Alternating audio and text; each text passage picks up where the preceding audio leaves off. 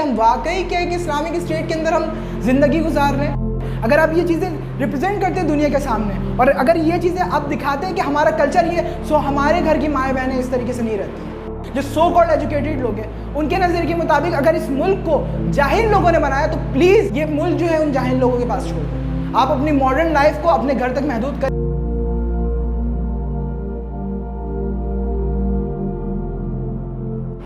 In the name of Allah, Rahman and Rahim, درود السلام on حضرت محمد صلی اللہ علیہ وآلہ وسلم. This is me, SM عمر, اور آج میں ڈائریکٹ جو ہوں اپنے اس کیمرے کے ذریعے آپ لوگوں سے مخاطب ہوں. اور آج جن لوگوں کے بارے میں بات کرنے جا رہا ہوں وہ ہمارے ہی معاشرے کے, ہمارے ہی ملک کے سو کالڈ ایجوکیٹڈ لوگ ہیں. ویسے آپ لوگوں نے میری ویڈیوز کو دیکھا ہوگا, میں کرٹیسزم پر زیادہ نہیں جاتا ہوں.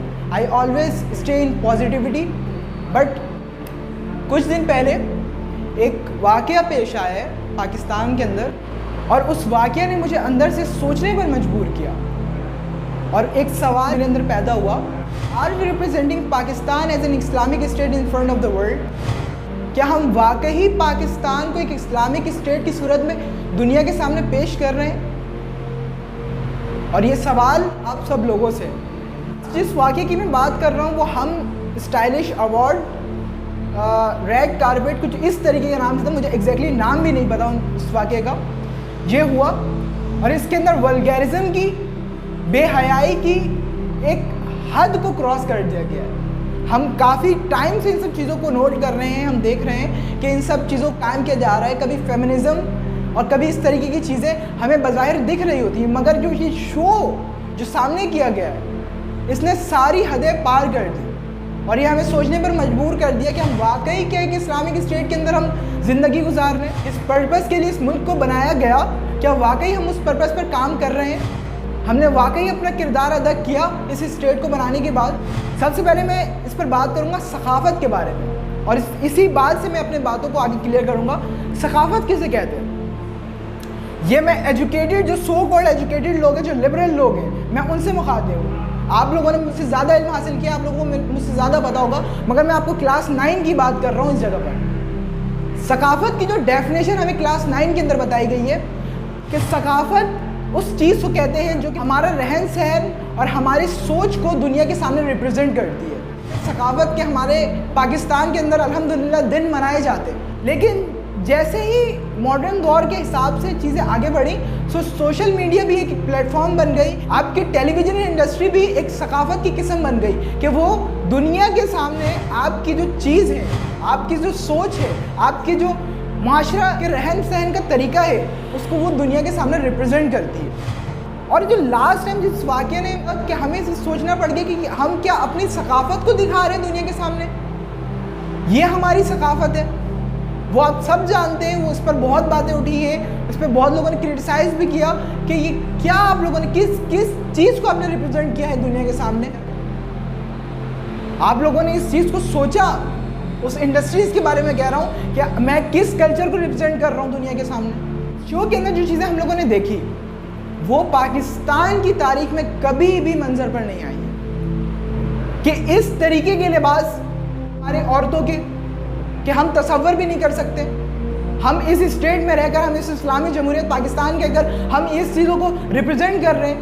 ہم کیا امپریشن دے رہے ہیں دوسرے ملکوں کو, ہم کیا امپریشن دے رہے ہیں مغرب کو کہ ہم نے یہ اسٹیٹ قائم کیا ہے. الحمدللہ پاکستان کو بنانے کا مقصد اسلام کے اصول کو نافذ کرنا تھا اور پاکستان کا مقصد ہے یہ کہ اسلام کے اصول نافذ ہوں, لیکن کیا ہم اس پر کام کر رہے ہیں؟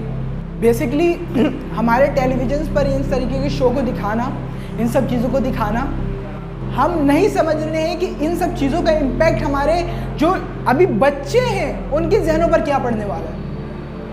آپ اب سے کچھ سالوں پہلے چلے جائیں, آپ اپنے پیرنٹ سے اس بارے میں بات کریں, دیکھیں کہ جو چیزیں ابھی اپنے پیرنٹ کے سامنے دیکھ لیتے وہ ان چیزوں کا تصور بھی نہیں کر سکتے تھے کہ وہ اپنے پیرنٹس کے سامنے کبھی دیکھیں یا بات بھی کریں, اور ہم دیکھ رہے ہوتے ٹیلی ویژنس کے اوپر کیونکہ وہ چیزوں کو عام کر دیا گیا ہے. اور آج جو بچے یہ چیزیں دیکھ کر بڑے ہوں گے, آگے جا کر ان کے ذہن پر کیا ان سب چیزوں کا اثر پڑے گا؟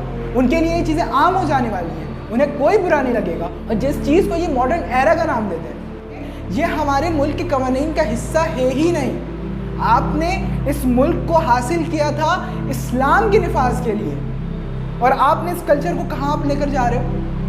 اور جو لوگ یہ سمجھتے ہیں کہ دور ماڈرن ہو چکا ہے، سو پلیز آئی ہمبلی ریکویسٹ، آپ کے نظریے میں جو جاہل لوگوں نے اس ملک کو بنایا تھا، آپ کے نظریے کے مطابق جو سو کالڈ ایجوکیٹڈ لوگ ہیں ان کے نظریے کے مطابق اگر اس ملک کو جاہل لوگوں نے بنایا تو پلیز ملک جو ہے ان جاہل لوگوں کے پاس چھوڑ دیں۔ آپ اپنی ماڈرن لائف کو اپنے گھر تک محدود کریں۔